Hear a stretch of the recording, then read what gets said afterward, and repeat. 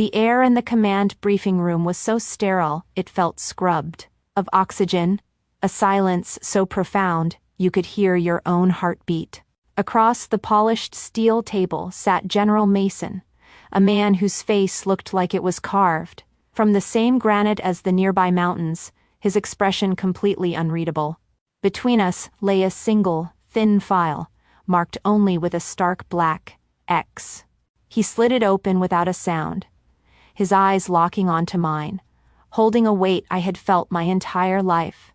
"The committee has reviewed the Bloodline contingency," he said, his voice a low gravel that seemed to shake the very foundations of the room. "We need to know who you're loyal to, Lieutenant.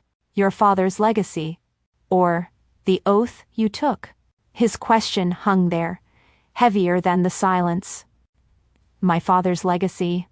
It had always been a ghost in every room, a shadow I could never outrun, and now it was a matter of national security. But 72 hours earlier, the threat wasn't a choice presented by a general. It was a piece of paper slid under my door. My barracks room was a small, sterile box, the only light a cold blue glow from the waterfall of encrypted data on my monitors. It was midnight. The quiet was absolute until a faint whisper of paper on the floor broke the silence. An unmarked, sealed manila envelope. I picked it up. The paper was heavy, official, its edges sharp and precise. A familiar coldness crept up my spine.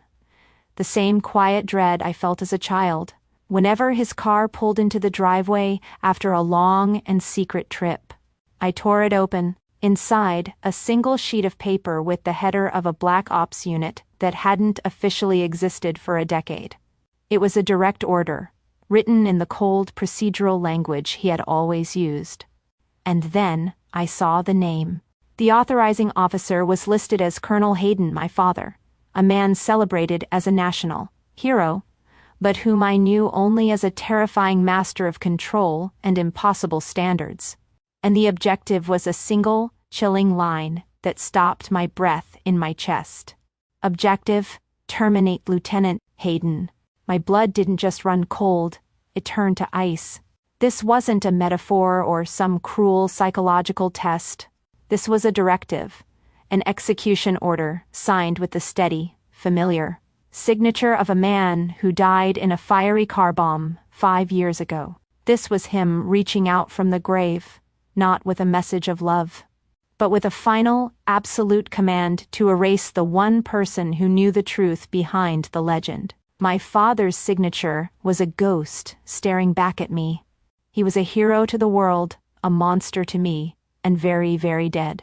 To understand why a dead man was ordering my own execution, you have to understand the cult of personality he built, and how I was always meant to be its final sacrifice. To understand the order for my death, you have to understand the two worlds I inhabited. One was the public myth of Colonel Hayden, a story I was forced to live in. The other was my reality, a place where I was better, smarter, and more capable than the legend that overshadowed me. I remember the day they named a training facility after him, a year after the bombing. The sun was bright, the flags were crisp against a blue sky, and the air was thick with manufactured reverence. Standing at the podium was my Uncle Marcus, a man who had served as my father's loyal shadow for 20 years, and now wore a deputy director's star as his reward. He spoke of my father's unflinching dedication and necessary sacrifices, words that sounded noble but felt like acid to me. I stood in the back of the crowd, just another lieutenant in uniform, completely invisible. After the ceremony, Marcus found me, clapping me on the shoulder with a heavy paternal hand. "Your father was a great man, kiddo," he said, his voice full of performative warmth. "You have impossibly big shoes to fill. Impossibly big shoes." All I could think of was the sound they made walking away from me down a long hallway when I was 12. I had spent a week, hunched over my computer, breaking a piece of encryption that had stumped my advanced programming class. I was so proud. I ran to his study, my printout clutched in my hand, and showed him. He didn't even look up from the classified file he was reading. He simply took my paper, glanced at the lines of code, and set it aside. "Competence is expected," he said, his voice as cold and sterile as the room. "But sentiment, the need for praise, that is a liability. A true legacy requires the strength to prune weaknesses." He wasn't talking about enemies or missions. He was talking about me. I wasn't his daughter in that moment. I was just a potential flaw in his grand design, a weakness that needed pruning. The world saw a hero who made necessary sacrifices. I saw a man who sacrificed his own daughter's heart on the altar of his ambition long before he died. That cold dismissal forged the professional I became. My world wasn't a podium or a plaque on a wall. It was a quiet, windowless room, at a remote signals intelligence outpost, bathed in the blue glow of monitors. I was a digital ghost, hunting for whispers in the static, and I was good at it because I had spent a lifetime learning to see the patterns that everyone else overlooked. Just a month before the order arrived, my team was tracking a burst of encrypted enemy communications. The senior officers had dismissed a recurring flicker in the data stream as meaningless noise, a ghost signal from a defunct satellite. But I saw something else. It wasn't random. It had a rhythm, a digital heartbeat. I spent 48 sleepless hours isolating the frequency, running it through a decryption algorithm I had designed myself. It wasn't noise. It was a high-speed data link, hiding in plain sight, transmitting stolen intel from one of our own assets. My direct superior, Major Reed, was a man who cared about results, not last names. He was short, tough, and had a stare that could cut through steel, but he was fair. He reviewed my findings, his eyes scanning the lines of my report, and then looked back at the raw data on the main screen. He was silent for a long moment, before a slow nod of approval broke his stony expression. "Good catch, Hayden," he said, loud enough for the rest of the team to hear. The Colonel's old ghost walkers would have missed that. It was the highest praise I had ever received. It wasn't a pat on the head or a condescending remark about shoes I needed to fill. It was an acknowledgement of my skill, separate from, and superior to, my father's legacy. In that moment, I wasn't Colonel Hayden's daughter. I was Lieutenant Hayden, the officer who saw the truth. But outside of that room, the myth was suffocating. His official portrait hung in the main briefing hall, his eyes cold and assessing, seeming to follow me. Younger officers would see the name Hayden on my uniform, and either salute with an extra reverent crispness or give me a look of suspicion, assuming my entire career was a product of nepotism. They couldn't possibly understand that my last name wasn't a key that opened doors. It was a cage. It was a constant, crushing reminder of a man who built a legend so large.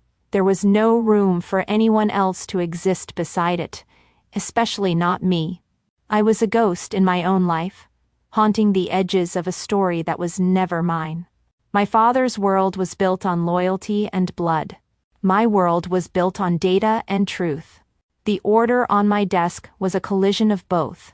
He had left behind a weapon aimed at my head, and I had to use the rules of my world, the digital trails, the classified archives, to disarm it before it fired. The paper in my hand felt impossibly heavy, a death sentence written by a ghost. My first instinct, the one drilled into me by years of training, was to report it, to follow the chain of command. But then I stopped, the thought turning to ice in my gut. Report it to who? The very system I was sworn to uphold was saturated with my father's acolytes, men who saw him as a deity. At the top of that list was my Uncle Marcus, a man who would sooner believe I was a traitor than accept his idol was a monster. To them, my father's legacy was scripture. Going to them with this would be like a lamb reporting a wolf to the rest of the pack. I would be dismissed as paranoid, grief-stricken, or worse, silenced before I could even finish my first sentence. No, I couldn't use their rules. I had to use mine. In that moment, The shock and fear receded, replaced by a cold, sharp clarity. This wasn't a family matter anymore. This was a hostile intelligence operation, and I was the target. I switched off my official terminal and moved to my personal, hardened laptop. With precise, deliberate movements, I created a new file on a triple encrypted drive, a digital black site where I could work. I named the folder with a grim sense of irony. Operation Bloodline. My target was not a person, but the protocol he had left behind, a venomous piece of code in the institution's nervous system. That night, I became a ghost in the machine.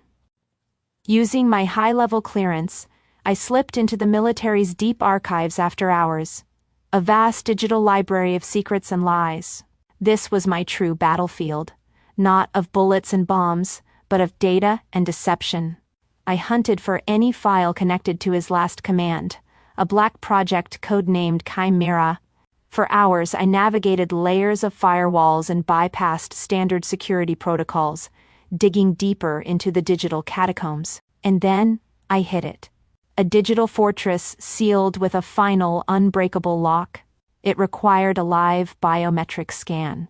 A scan keyed to Colonel Robert Hayden, or his designated successor, Deputy Director Marcus Thorne. A dead end.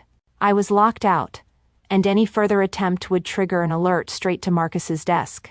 My options were zero, except for one. A long shot, a name from the past. Chief Warrant Officer Anna Petrova, a retired master cryptographer who was a quiet legend in the signals community. Petrova had served with my father, but she'd always treated his cult of personality with a quiet, professional disdain, a fact that made her an outcast in his circle but trustworthy in mine. From a secure burner device, I sent her a single, encrypted line, a phrase I prayed she would remember from an old file she once helped me with. Chimera is awake. The reply came 3 hours later. It was just a time and a secure channel number. When I logged on, her voice was exactly as I remembered, calm, steady, and devoid of panic. I explained what I had found. She listened without interruption before giving a quiet sigh. Your father built fail-safes into everything, she explained, her voice tinged with a familiar weariness. Even his own legacy. He just never imagined his own daughter would be the one to find the keys. A moment later, a string of code appeared on my screen. A maintenance key. A back door. With Petrova's key, I finally opened Pandora's box. The file wasn't just an order. It was a ghost protocol, a series of automated directives designed to activate upon his death. The final directive had just been unlocked. They weren't just coming for me, they were coming for the truth. I walked into the secure command briefing room, the heavy door sealing. Behind me, with a pneumatic hiss that sounded like a final judgment, the air was cold, recycled, and thick with a tension that felt personal. At the long, polished table sat General Mason, his face as impassive as stone. Beside him were a handful of other senior intelligence figures, their expressions a mixture of curiosity and grim duty. And then there was my Uncle Marcus. He sat slightly apart, a condescending pity in his eyes. I could read his thoughts as clearly as if they were projected on the wall.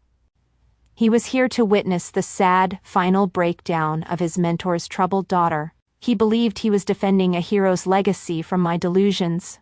I looked at him, at the man who had called me kiddo my entire life, while casually dismissing my every ambition, and I felt nothing but a cold, hard resolve. He had no idea this wasn't my trial. It was his. I stood at the podium, the collected evidence loaded onto a secure drive. My hands were steady. My voice, when I began to speak, was even and measured, the voice of an officer delivering a mission briefing, not a victim making a plea. Good morning, I began, my eyes sweeping across the table but lingering for a moment on Marcus. This is an emergency security briefing on a legacy protocol that represents a clear and present danger to this command's operational security. The protocol's codename is Chimera. A flicker of recognition crossed Marcus's face, quickly replaced by a confident smirk. He thought he knew what this was about. He was wrong. For the next 20 minutes, I spoke without emotion. I laid out the digital breadcrumbs, the encrypted subledgers, and the ghost servers I had uncovered. I didn't speak of my father. I spoke of an unnamed operator who had created a semi-sentient command protocol designed to operate autonomously after his death. Then, I brought up the flowchart on the main screen. It was a terrifying work of cold, paranoid logic. A series of cascading directives, all designed for one purpose: to protect his network and his methods at any cost. I used the laser pointer to trace the lines. The protocol was designed to identify and neutralize any emergent internal threat, I explained, my voice echoing slightly in the silent room. I pointed to a box near the top of the chart. Threats were defined by a number of variables, but the primary one is here: any individual gaining oversight authority on the operator's old projects without being a pre-approved successor. I let that sink in for a moment. Then I moved the laser pointer to a connected box, one labeled with a chillingly sterile phrase: risk. Sentimental attachment. An arrow led from it to the final directive. I zoomed in so the words filled the screen. Directive: neutralize via bloodline contingency. A low murmur went through the room. Marcus's smirk was gone, replaced by a rigid defensive posture. The final trigger for this contingency, I continued, my voice dropping slightly, was activated 3 weeks ago when Lieutenant Evelyn Hayden, that is myself, was promoted to a position that included passive oversight of archived intelligence networks. My own promotion, a reward for merit, was flagged by my father's ghost protocol as a threat to his legacy. This is outrageous, Marcus finally barked, slamming his hand on the table. Colonel Hayden was a patriot. You're twisting his work, his memory. Am I? I interrupted, my voice still perfectly calm. I held his furious gaze. A protocol needs more than a trigger, Director.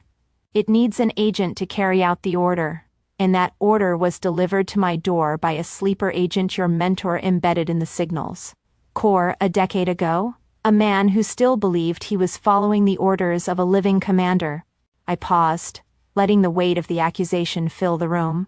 But most of all, a protocol needs an author, and the author of Project Chimera wanted to make sure his instructions were perfectly clear. I clicked a final file on my terminal. He recorded a message. A dead man's switch. My father's face filled the screen. He looked exactly as I remembered. Cold, detached, his eyes burning with an intensity that felt like it could see through the screen, through time itself. The room went absolutely still. Then, his recorded voice filled the space, a voice I had spent my life trying to please and then trying to forget. If you are seeing this, the recording of my father began, it means the bloodline contingency has been activated. The mission's continuity is paramount. Legacy requires sacrifice. He looked directly into the camera, and it felt like he was looking directly at me. No single person, not even my own blood, is more important than the work. The emotional variable must be pruned. There is no room for sentiment. Execute the directive without hesitation. The video ended, plunging the screen back into darkness. But his face, his words, hung in the air. I watched the blood drain from my Uncle Marcus's face. The color was just gone. It wasn't just shock. It was the look of a man watching the god he had worshipped his entire life calmly confess to being a devil. His faith, his career, his entire identity. It all crumbled to dust in 30 seconds. He slumped back in his chair, a broken man, his life's devotion revealed as a monstrous lie. I turned my eyes to General Mason. There was no pity in his gaze, only a hard, profound respect. He wasn't looking at a victim. He was looking at an officer who had faced down a ghost and won. My father had built a machine to protect his legacy. But he made one critical error. He taught me how to break machines. And in that room I dismantled his masterpiece, piece by piece. The briefing room was utterly silent after the video feed cut to black. The only sound was the faint hum of the servers, a stark contrast to the storm that had just broken. 2 security officers entered the room, their faces grim and professional, and walked to my Uncle Marcus. He didn't resist. He didn't even seem to see them. He looked like a hollowed-out man, a statue made of ash, as they quietly escorted him from the room and out of my life forever. The door hissed shut, leaving just myself, General Mason, and the other senior officers. The weight of my father's ghost, a presence that had suffocated me for years, had finally, completely, lifted. There was no celebration, no applause. There was only a quiet, profound acknowledgement of a terrible truth brought to light. General Mason stood up and walked over to me. I braced myself for something. Condolences, perhaps. A formal commendation. I expected procedure. I should have known better. He stopped directly in front of me, his expression still as hard as granite, but something in his eyes had changed. It was respect. "Your father built a network in the shadows," he said, his voice low and direct. "He left behind threats, legacy protocols, sleeper agents, hidden accounts, that we are just now beginning to understand. We need to hunt them down. All of them." He paused, his gaze unwavering. "We're forming a new task force, an internal counterintelligence unit, to dismantle these kinds of threats for good. It needs a commander who understands how they think, how they operate, and what they cost." He didn't offer me a position on the team. He offered me the team itself. "The job is yours, Commander." He called me Commander. The word felt solid. Earned. Not a title I had inherited, but one I had forged in the fire of my own past. It was the first time a name had ever felt truly mine. 6 months later, I stood in the center of my own command briefing room, a state-of-the-art facility worlds away from the windowless box where I'd first gotten the news. The main screen behind me didn't show my father's portrait. It showed a global threat map under the heading, Operation Ghost Hunt.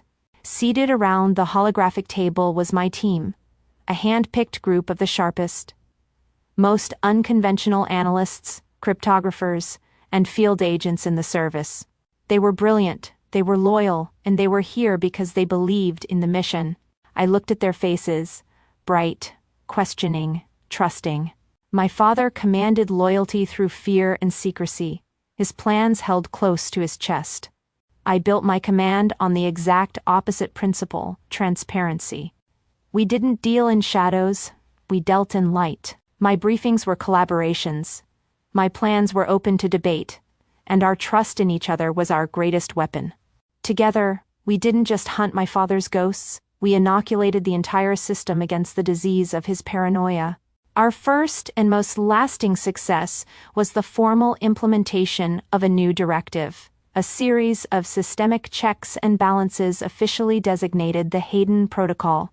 It wasn't named for him, it was named for me. The protocol created mandatory independent oversight for all special access projects, and, most importantly, it made the creation of an unaccountable, posthumous command structure an explicit act of treason. My victory wasn't just personal. It was procedural. It was permanent.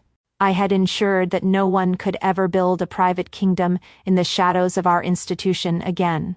My legacy wasn't just in tearing his down, but in building something better and safer in its place. One afternoon, I took a walk down to the National Intelligence Archives. It was a quiet place, filled with the smell of old paper and preserved secrets. I navigated the rolling stacks to the decommissioned projects section and found what I was looking for. A heavy bound file, its cover stamped with a single word. Chimera. I ran my fingers over the title.